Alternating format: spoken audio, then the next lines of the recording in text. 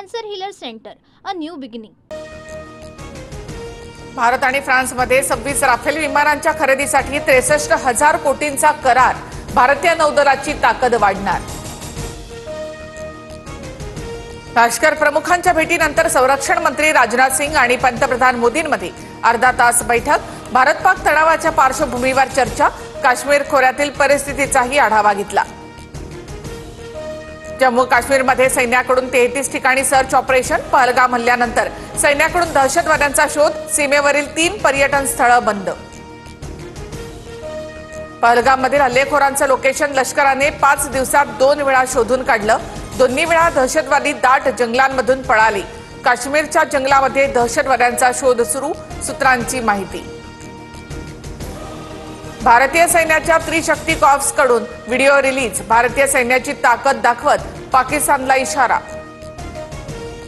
पहलगाम हल्ल्यानंतर भारत कारवाई करण्याच्या शक्यतेने पाकिस्तान घाबरला। भारतासोबत युद्ध न झालेलं बरं। पाकिस्तानचे पंतप्रधान शहबाज शरीफ यांना माजी पंतप्रधान नवाज शरीफ यांचा सल्ला। पहलगाम हल्ल्यानंतर चीनची साथ मिळाल्याचा पाकिस्तानचा दावा। पाकिस्तान चीनच्या विदेश मंत्र्याची फोनवर चर्चा। तर तुर्कीकडून पाकिस्तानला शस्त्रास्त्रांचा पुरवठा।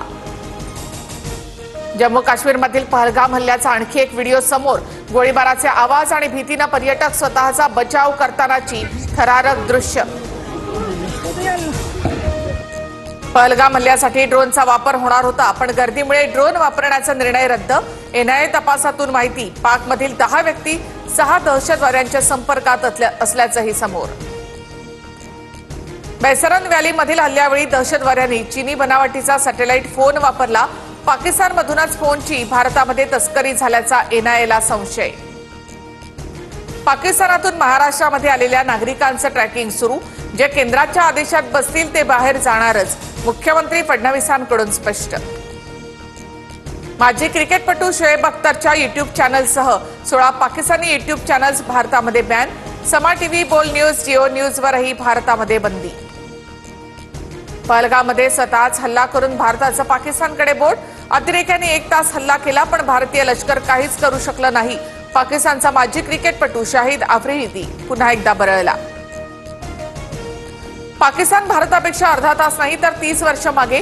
पाकिस्तानी नेत्यांनी उगाच भारताला धमक्या देऊ नयेत। एमआयएम प्रमुख असदुद्दीन ओवैसी संतापले। पाकिस्तानच्या गिलगिटमध्ये सरकार विरोधात निदर्शनं। बाल्टिस्तानच्या जमीन, पर्वत आणि खनिज संसाधनांवर बेकायदेशीर नियंत्रणाच्या विरोधात नागरिकांमध्ये असंतोष। पाकिस्तानी सैन्यामध्ये मोठा असंतोष। पाकिस्तानी लष्करातील जवळपास 1200 सैनिकांचा राजीनामा। पाकिस्तानी लष्करात सध्या भीतीचं वातावरण।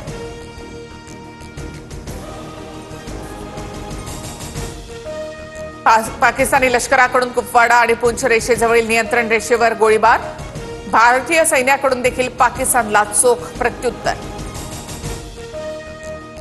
एलिफंटपुराच्या परिसरातील 19 इमारतींचा MMRDA क्लस्टरमध्ये पुनर्विकास करणार। 2 बाधित इमारतींमधील रहिवाशांचं तात्पुरतं कुर्ल्यातील संक्रमण शिबिरामध्ये स्थलांतर करणार। मुख्यमंत्र्यांसोबतच्या बैठकीमध्ये निर्णय। पहलगाम हल्ल्यानंतर CSMT आणि पुणे स्थानकावर सुरक्षा यंत्रणा अलर्टवर। स्थानकांवर RPF, GRP, MSF, dog squad कडून संयुक्त गस्तीला सुरुवात। ईडी कार्यालयाला लागलेल्या आगीमुळे पुरावे गहाळ झाल्याची भीती। ईडीने स्वतःचंच कार्यालय जाळून घेतलं। हर्षवर्धन सपकाळ यांचा आरोप। तर ईडी ऑफिसमधील प्रत्येक कागदपत्र सुरक्षित। फडणवीसांची माहिती। Cancer healer centre, a new beginning.